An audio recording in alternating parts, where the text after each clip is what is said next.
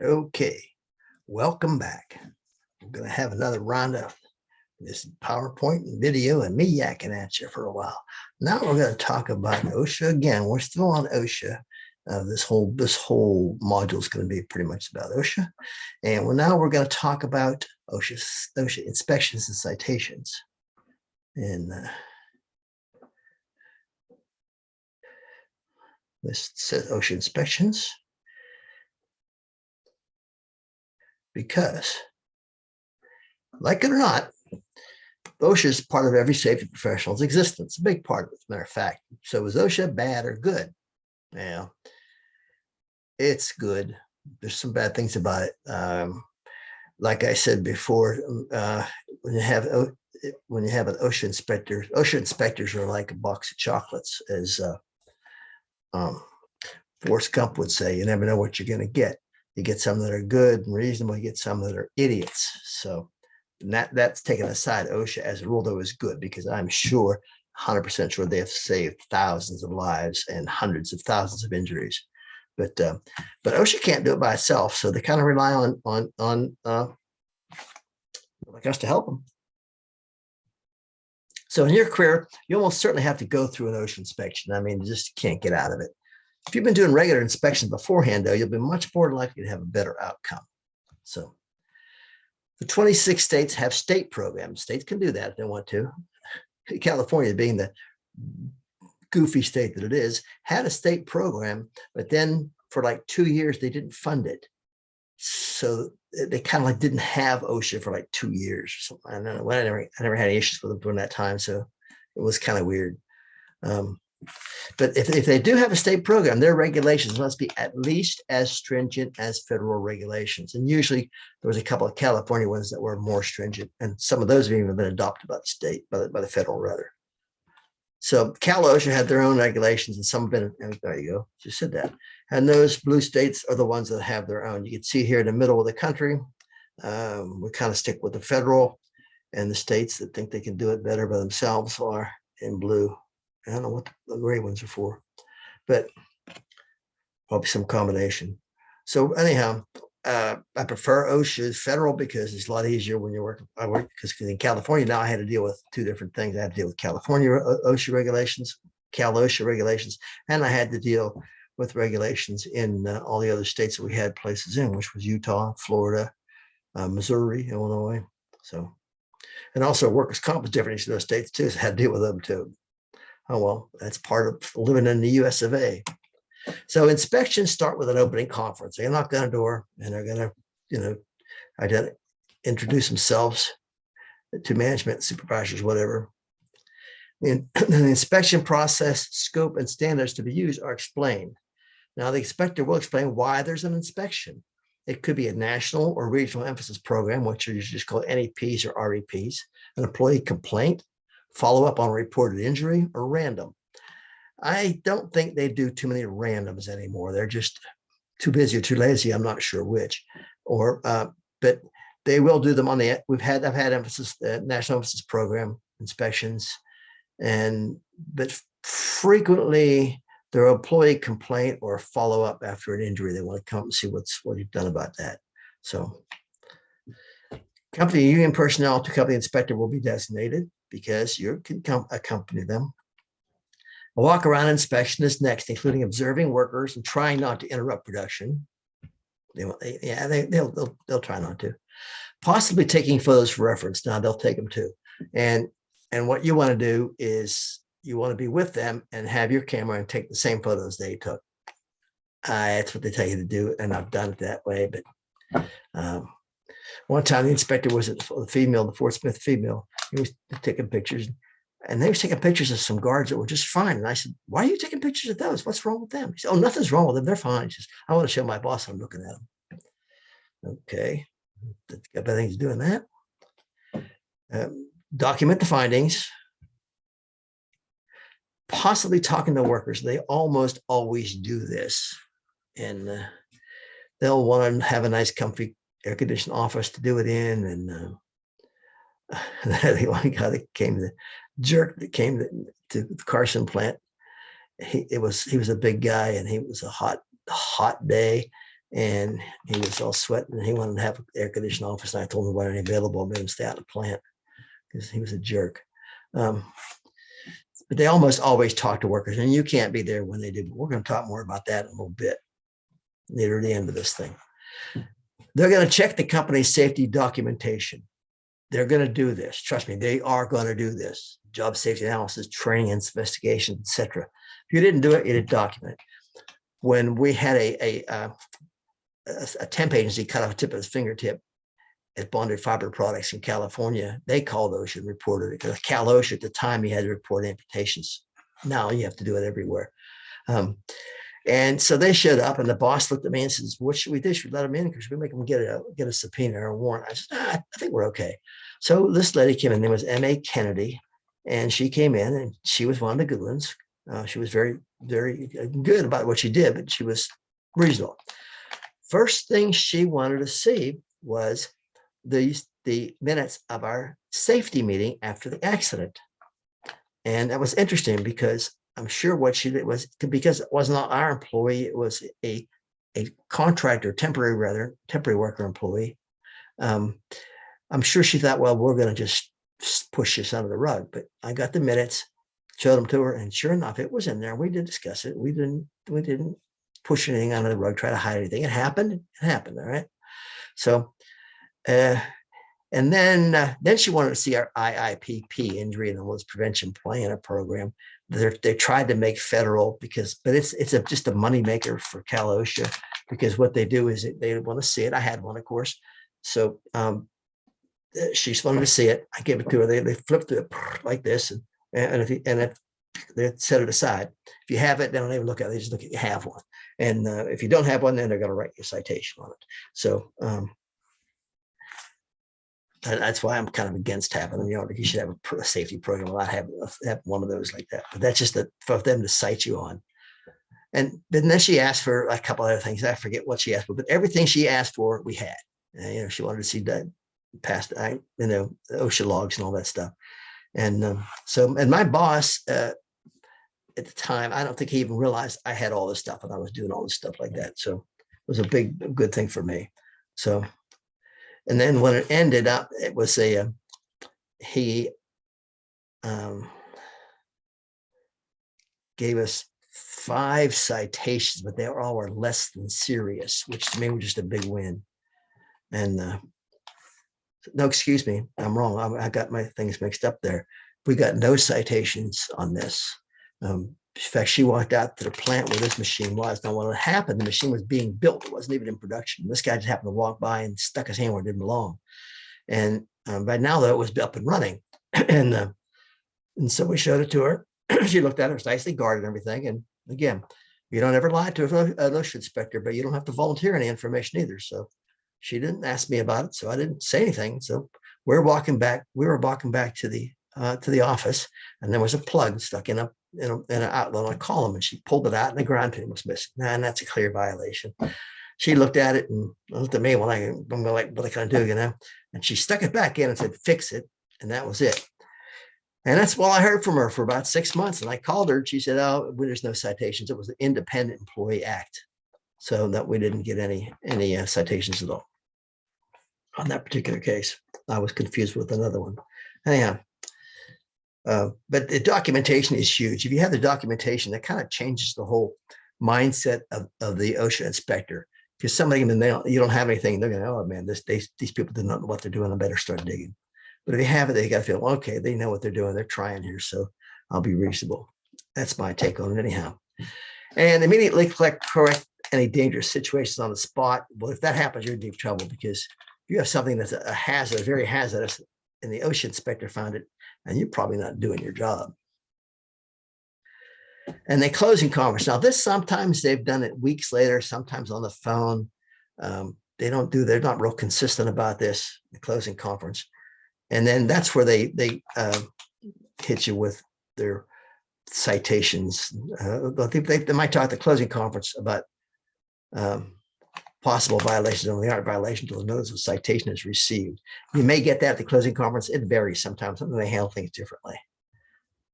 Expect I can tell you one thing and the notice is different. And then appeal rights are discussed. Maybe they won't. Penalties aren't discussed. Those are determined by the area director after they review everything. So there's 4 types of OSHA violations. Other than serious, that's the one, if you're going to get any you want, it has a direct relationship to job safety and health, but no risk. So it's not really serious. Serious, substantial probability that death or serious physical harm would occur and where the employer knew or should have known of the hazard. Willful, the employer intentionally and knowingly commits a violation or is aware that a hazardous condition exists and has made no reasonable effort to eliminate it. You don't want that to happen. And this one, repeated violation substantially similar or the same as previous violation. That's a nasty one too. And here's what they'll do on that repeated one is, they didn't used to do this, but they changed this, I don't know, about 20 years ago. And so it's OK Foods. If we had a violation at the Fort Smith facility, and then we got another one 6 months later at the Haven facility, that's a repeat violation. It used to be just at the same facility, but now it's even within the company. So I guess, and that's probably not a bad idea. Penalty amounts as of January 2021, they went up hugely. Oh, I don't know, 2006, something like that. I forget when they did it. So serious, other than serious and post requirements, $13,650 per violation. Before that, it was like $700.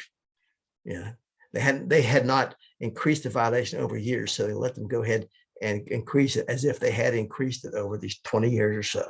They were ridiculously low. Now that's what they are.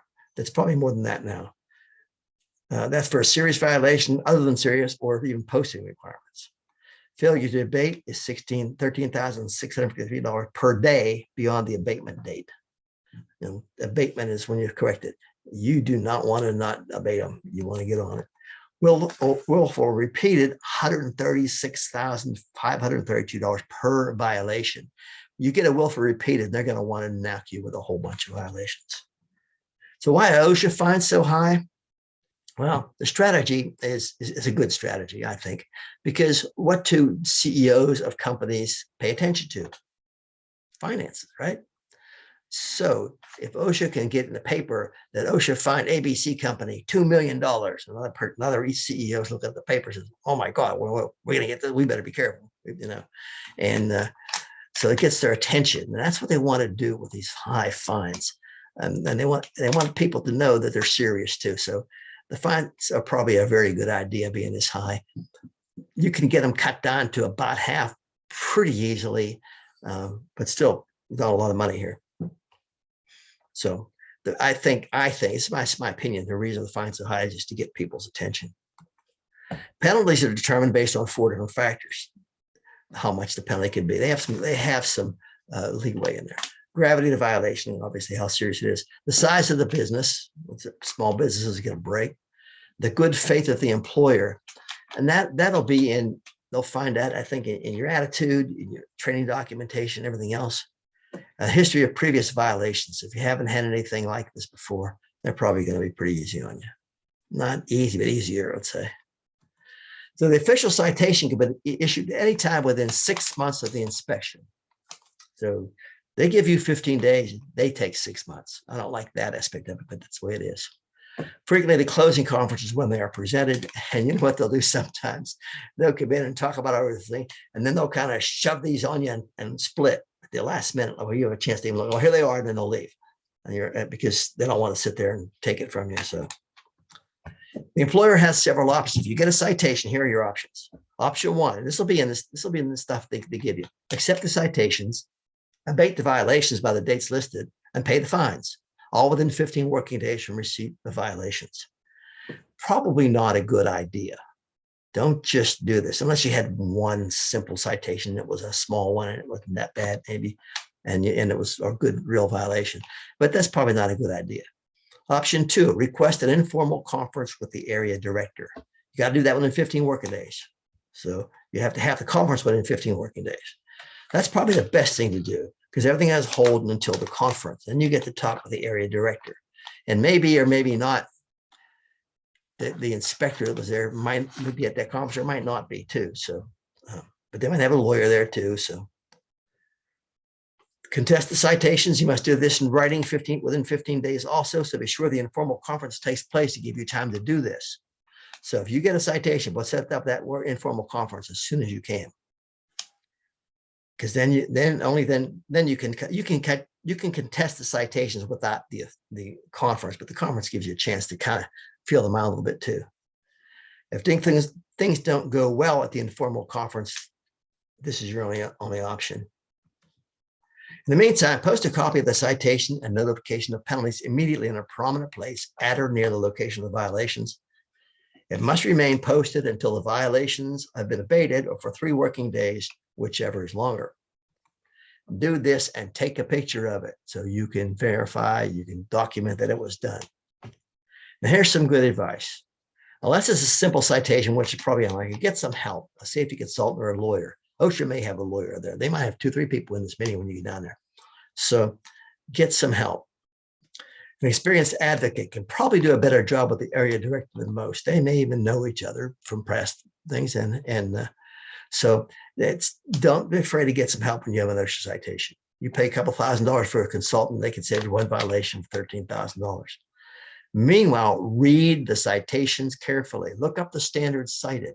If some conditions are life-threatening or serious, by all means, address them. Start taking action on those you know are violations and those that can be corrected quickly and easy. Get on it. Don't wait. Any employee can call OSHA and file a complaint. Frequently, OSHA will try to resolve it without an inspection. They'll call the company and fax them the complaint. The company will have to post the complaint and have a short time to respond. Most of the time, this response was all it took to satisfy OSHA. I had a lot of these. Sometimes there'll be follow-up phone calls or faxes, but usually they were handled without an inspection. Frequently, and the key to it is to get on it right away and communicate with OSHA if need be. Frequently, I've heard this, if the complaint is from an existing employee, it takes more preference than from a previous employee. There was more than once I was talking to the HR manager or in the HR manager's office about something else. I said, "Oh, we got an employee complaint today." And he said, "Oh yeah, I terminated that son of a gun this morning." So, happens, they get terminated, they're gonna get back at you. They're gonna file an OSHA complaint. So OSHA will communicate the outcome to the complaint filer. The employee who complained has 10 days to contest OSHA's decision. And I've never had that happen. It could happen. But since the majority of employee complaints made to OSHA have very little or no merit, especially if they're made post-termination. According to OSHA, employee rights include the following. Now, on top of the rights of the employee, this is what OSHA says the rights of the employee are.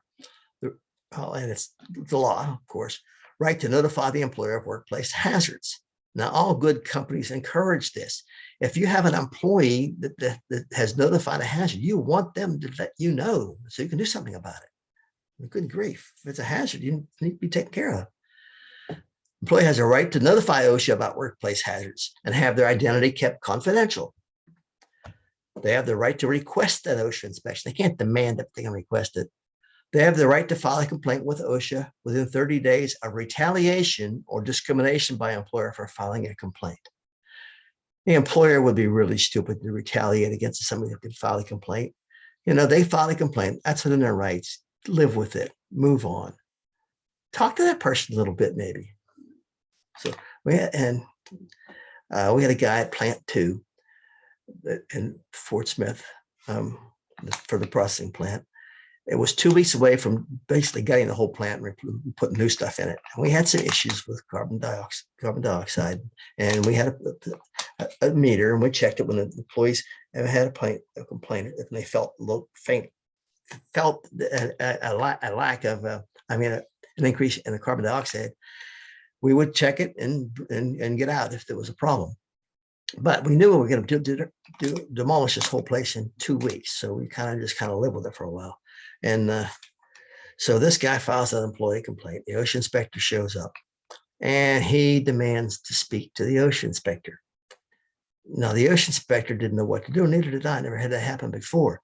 So the OSHA, I called my boss, the OSHA, she called her boss. So he's my boss, vice president. He said, he said, have her call me. So I had the inspector call me, and he said, if you want to speak to this person, you certainly can. but I wouldn't do it by myself. And she said, well, why not? Is he volatile or hostile or dangerous? He said, well, you never know if he hasn't taken his medication. And I don't know if that was true or not, but she didn't talk to him. Now, but here's the thing. He also said, if I don't get to speak to the OSHA inspector today, I'm going to file another complaint tomorrow.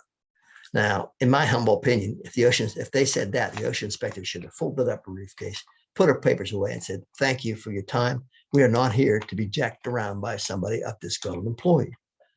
So when they say that, then they're just being ridiculous. But after this is all done, the guy had some complaints months later. And guess what? We sat down, talked to him, took care of them, and there was no OSHA deal involved.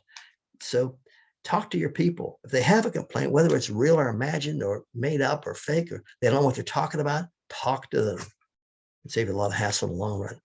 And you might find out some good information. Okay, more OSHA, according to OSHA, employee rights, they right to see the OSHA citations. Of course, you must post them anyhow, so they right to see them, all right. They have the right to copies of his or her medical records or exposure to toxic and harmful substances or conditions. Never had anybody ask that. And also, the employee must comply with all OSHA standards. If you remember right, I brought this up early on. The General Duty Clause 5A1, it also has a 5B. And 5B says, each employee shall comply with occupational safety and health standards and all rules, regulations, and orders pursuant to this act, which are applicable to his own actions and conduct. So the employee also has the duty to comply with OSHA standards, but you will probably never see that cited. So employee has rights during the OSHA inspection that OSHA will never tell them about. They don't want the employees to know this. They kind of want the employees to be a little bit scared of them. But here's the rights that the employee has during an OSHA inspection that OSHA won't tell them. During an OSHA inspection, the inspector can talk privately with employees. However, employees have a lot of rights also. You have the right to speak with an OSHA inspector. You also have the right not to speak with the OSHA inspector. You don't have to. It's your decision whether to voluntarily speak with the inspector or not. Entirely up to you. If you don't want to, you don't have to. You have the right to be interviewed at the company's location and can decline to answer questions from an inspector who may contact you at home by telephone or in person. You could tell the inspector to arrange the interview at the company's location. I've never had that happen, but I have had an inspector, the one that certified industrial hygiene, the female, that said, one of our people, and I didn't know this at the time, I don't know why, or I was, he said, well, you can answer these questions now, you can down to Oklahoma City. Well, that's just a lie. So that's what I mean about OSHA inspectors not being sometimes on the up and up. They try to bully these people into talking to them. Your participation in an OSHA inspection is considered protected activity, and the company cannot and will not retaliate against you in any way because of your participation in an OSHA inspection.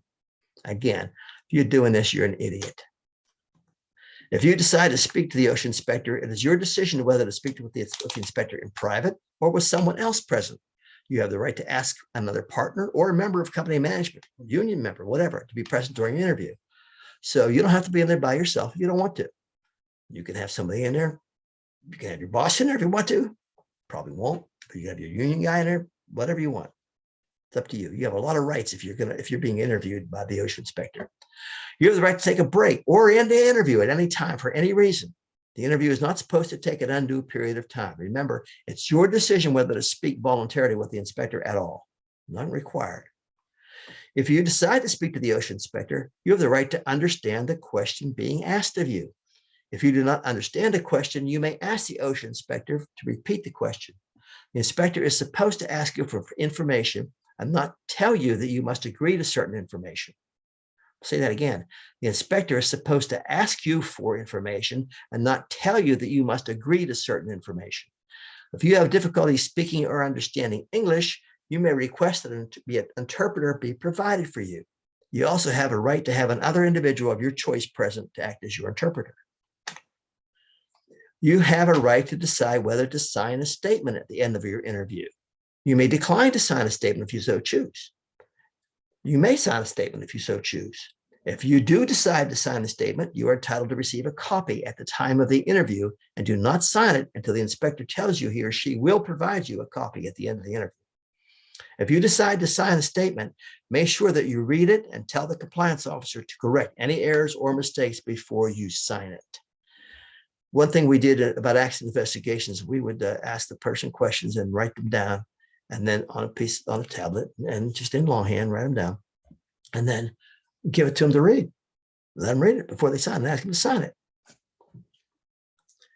If the inspector wants to ask you questions about information contained in a written document, such as training records, safety policies, or programs, you have a right to ask to be shown the document before answering the question, or you can decline to answer any questions regarding any written document. That makes a lot of sense. Again, they're going to try to manipulate you.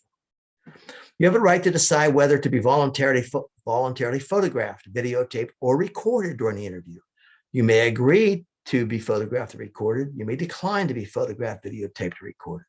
Again, it's up to you, the person being inspected, the employee.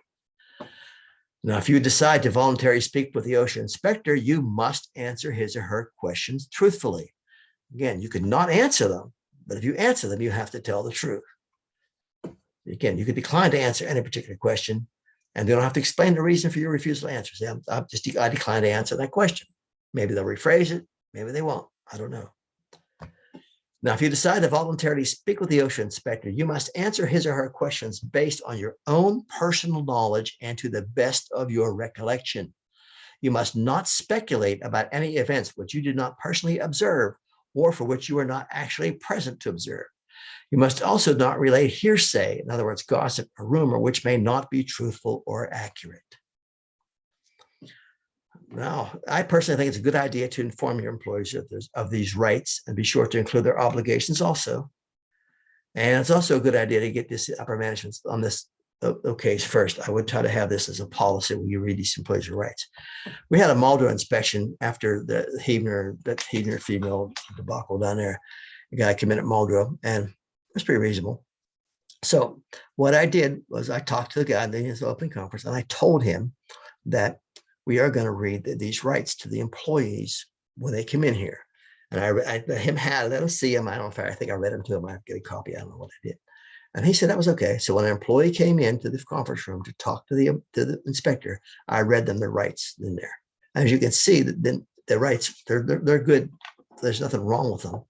But they think they have to go in there. They think they have to answer the questions. They think they have to make up something to be on the side of the inspector, I think. But, so it's important that the employees, when they go in to talk to the OSHA inspector, that they know what their rights are, because I guarantee you that OSHA inspector ain't going to tell them. So training is a key element of any safety program. Employees need to recognize the hazards, understand how the control of these hazards are applied, and how to comply with the safety requirements. Safety training is driven by the regulations. It's in almost every regulation of any significance.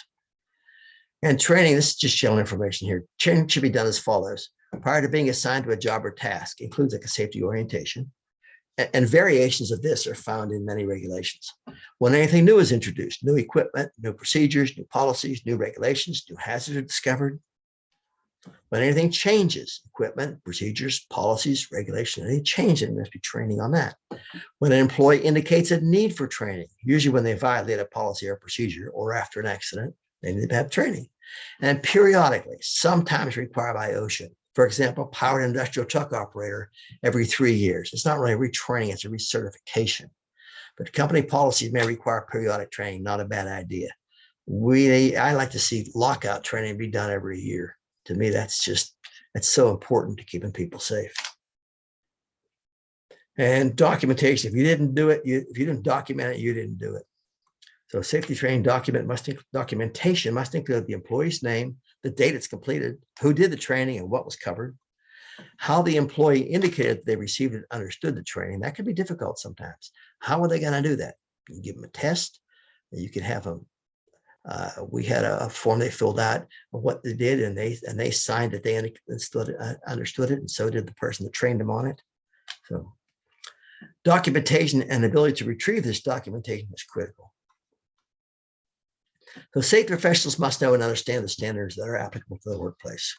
Professional opinion may be necessary at times, and an interpretation or explanation is sometimes required, but nothing can replace setting the exact passage and providing the source. When I visited other plants from Los Angeles and when I was in California, and I always told the plant manager if they wanted chapter and verse for anything I considered a violation, I could give them that. They never asked for it. They trusted me. They knew that I wasn't ridiculous, legitimate stuff. Most safety standards are found in the Code of Federal Regulations, CFR, Title 29, Part 1910, as abbreviated 29 CFR 1910.147, for example, which is lockout. And these standards can be found on the OSHA website at www.osha.gov, and they're available in book form, easy to read, to be in the website, and from various sources. Studying the standard makes it almost impossible for anybody to contest what the safety professional probably already knows. So you know something, but you don't. When you cite the standard, that kind of puts an end to it, like drop mic, So we're going to cover a lot of OSHA standards in this class. We'll go over some PowerPoint presentations, but I'm not going to hit on the high notes. So when it says to read OSHA standard on the instructor's notes in every module, read the standard, read the OSHA standard. That's the book for this class. So we're going to look at an actual OSHA citation here. And I'm going to put my glass on to read the close up here. This is from Johns Manville in Texas, and it's not too old, 2016. So that's the citation and notification of penalty. And this is just some boilerplate stuff on here they tell you about, which you can read when you want to. And then this is a notification of the informal conference. That'll be part of it. This is the abatement sheet. This is the joke, in my opinion, because there's no citation number, item number was corrected on blank by method. If you can write that small, you can fill this out. I just did the same thing on a Word file because I would usually need a lot more time to write. And my handwriting isn't that good. Anything I can do in Word rather than handwrite it, that's what I'm going to do. And on this particular case, this was a serious violation. You can see what the fine was then was $7,000. Yeah, I said 700 before, but actually almost 7,000. And here's what it was. I put this up here so you can read it. Citation 1, item 1, serious. The energy control procedures did not clearly, this is lockout, I keep that at 147, did not clearly and specifically outline the steps for shutting down, isolating, blocking, and securing machines or equipment to control hazardous energy. The second paragraph says the employer did not provide specific procedures to control hazardous energy on the horizontal electrical rotary machine where employees cleared jams involving the rotary valve on the refeed system, exposing the employees to amputation hazards. I cleared James. Okay, I have a typo in there. So this is Johns Manville. It's a big company, and this is in 2016, not 6 years ago, not that long ago, and they didn't have lockout procedures that were very good. And here's what the standard said: the procedures shall clearly and specifically outline the scope, purpose, authorization, rules, and techniques to be utilized for the control of hazardous energy, and the means to enforce compliance, including but not limited to the following: a specific statement of the intended use of the procedure, and specific procedural steps for shutting down, isolating, blocking, and securing machines or equipment to control hazardous energy. No, they didn't do it. This is another one. This is a serious one too. A lockout. Where lockout was used for energy control, the periodic inspection did not include a review between the inspector and each authorized employee of that employee's responsibilities under the energy control procedure being inspected.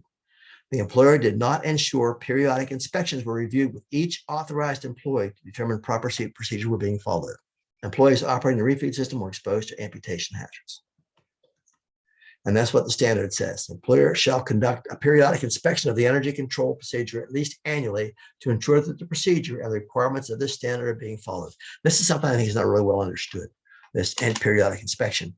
Periodic inspection shall be performed by an authorized employee other than the ones utilizing the energy control procedure being inspected. So they're saying that the safety director can't do this. It's got to be an authorized employee. The periodic inspection shall be conducted to correct any deviations or inadequacies identified. Where lockout is used for energy control, the periodic inspection shall include a review between the inspector and each authorized employee of that employee's responsibilities under the energy control procedure being inspected. And this is items. I don't know why they do this. Citation 1, item 3. I don't know why they just done item 1, 2, 3, 4, 5, 6, 7 instead of 1 item. Citation 1, item 3. And there's the standard. Authorized, this is again lockout 147. Authorized employee did not receive training in the recognition of applicable hazardous energy sources, the type and magnitude of the energy available in the workplace, and the methods and means necessary for energy isolation. On the horizontal electric rotary machine unit, employees operating the refeed systems were not adequately trained in the recognition of hazards associated with not isolating energy sources when exposing them to amputation hazards. What the standard says, the employer shall provide training to ensure that the purpose and function of the energy control program are understood by employees, and that the knowledge and skills required for the safe application, usage, and removal of the energy controls are required by employees. The training shall include the following. Each authorized employee shall receive training in the recognition of applicable hazardous energy sources, the type and magnitude of the energy available in the workplace, and the methods and means necessary for isolation, energy isolation and control. And this is citation 2, item 1. Repeat. Ooh, that's nasty now. Let's see what it's. Yeah, this is $15,400. Okay, that's right. These are old ones. $15,400. Machine guarding was not provided. This is 212 machine guarding, which we're going to talk about pretty quickly here. Machine guarding was not provided to protect operators or their employees from hazards created by and ingoing nip points. On the north and south refeed systems, employees were exposed to being caught in the unguarded nip points on the conveyors. Johns Manville was previously cited for violation of this occupational health standard, and I didn't make it, doesn't matter. But so machine guard, here's a big company, Johns Manville, and they're not doing lockout very well and not doing machine guarding. And what the standard said, types of guarding, this is what they quoted, 1912. Oops, I'm ahead of myself here. A1, that's what they said. That's the 1910, that's the citation quotation. Here's what the standard says. Types of guarding.